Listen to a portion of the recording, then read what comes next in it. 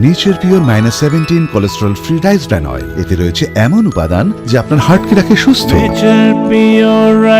আপনার হৃদয় সত্যিকারের বন্ধু।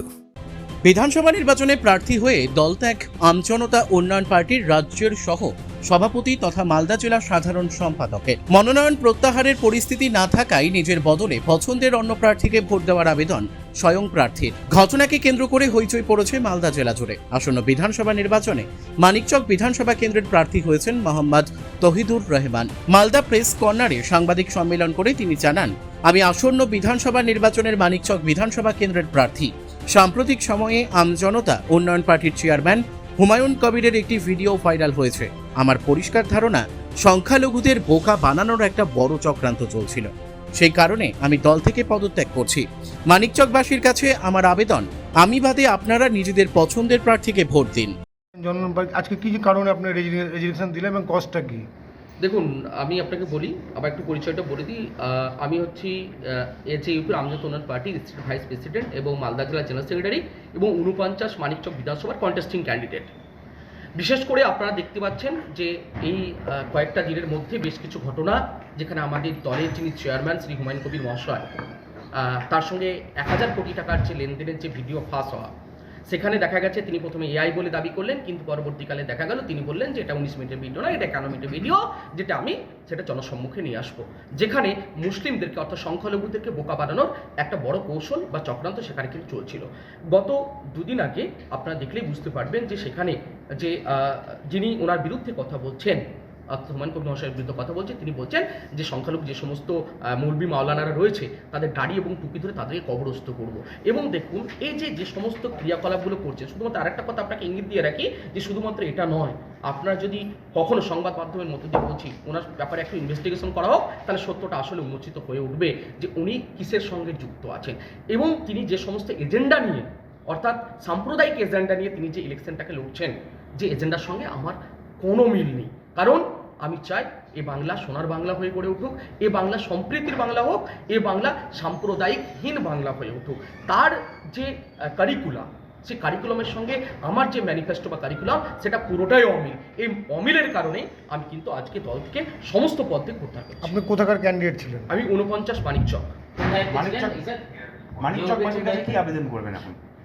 আমি মানিকচককে বাসীর কাছে করজোড়ে ক্ষমা প্রার্থী যে আমি আপনাদের জন্য হয়ে যে লড়ছিলাম, সে লড়াইটা, যে রাজনৈতিক লড়াই, সে লড়াই আর লড়তে পারলাম না। কিন্তু আপনাদের সঙ্গে আমি সময়ে অসময়ে আপদে বিপদে সর্বদাই থাকব। কারণটা হচ্ছে, আমি কখনোই দুর্নীতি করে কিংবা ভাওতা দিয়ে, কোনো সাম্প্রদায়িক উস্কানি দিয়ে ভোট নিয়ে আমি জয়লাভ করতে চাই না। আমি চাই মানুষের ভালোবাসা দিয়ে, মনোনয়ন পেয়ে, ভালোবাসা দিয়ে তাদের ভোটটা পেয়ে জয়লাভ করা। কারণ আজকে যেভাবে দলের চেয়ারম্যানের ভাবমূর্তি একদম ক্ষুণ্ণ হয়ে গেছে, একদম শেষ হয়ে মানিকচকে জনতা উন্নয়ন পার্টি অর্থাৎ হুমায়ুন কবিরের পার্টির যে প্রার্থী, তিনি ঘোষণা করেছেন যে হুমায়ুন কবিরের যে ভিডিও ক্লিপ বেরিয়েছে তাতে স্পষ্ট যে বিজেপির সাথে হুমায়ুন কবির সম্পর্ক আছে, বিজেপিকে সুবিধা পাইয়ে দিচ্ছে হুমায়ুন কবির। তাই তিনি বলেছেন, সাধারণ মানুষকে আপিল করেছেন মানিকচকের, যে তাকে যেন ভোট না দিয়ে তৃণমূল কংগ্রেসকে ভোট দেওয়া হয়। দেখুন কত বড় চক্রান্ত।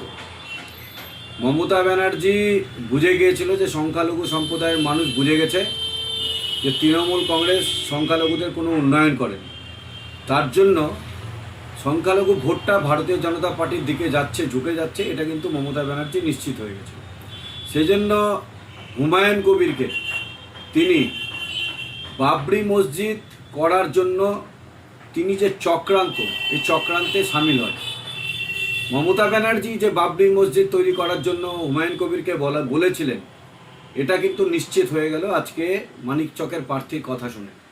কারণ এই যে ভিডিও ক্লিপ বেরিয়েছে, এটা আগে থেকেই কিন্তু একটা বড় চক্রান্ত সংখ্যালঘুদের বিরুদ্ধে মমতা ব্যানার্জি এবং হুমায়ুন কবির রেখেছিল। কারণ সংখ্যালঘু সম্প্রদায়ের ভোট প্রথমে বাবরি মসজিদ করে হুমায়ুন কবিরের দিকে, এবং এই আগে থেকে তারা একদম চক্রান্ত করে এই ভিডিও ক্লিপ রেডি করে রেখেছিল যে যখনই সংখ্যালঘুর ভোট বাবরি মসজিদের শিলান্যাসের পরে হুমায়ুন কবিরের দিকে যাবে, এই ভিডিও ক্লিপ প্রকাশিত হবে এবং সার্বিকভাবে এই ভিডিও ক্লিপ প্রকাশিত হওয়ার পর সংখ্যালঘুর ভোট পুনরায় আবার তৃণমূল কংগ্রেসে ফিরে যাবে। অন্য কোনো রাজনৈতিক দলে যাবেন। এটা একদম পরিকল্পিতভাবে বিশাল বড় চক্রান্ত। এটা কিন্তু সাধারণ মানুষ সহ ভারতীয় জনতা পার্টি আমরা কিন্তু বুঝে গেছি।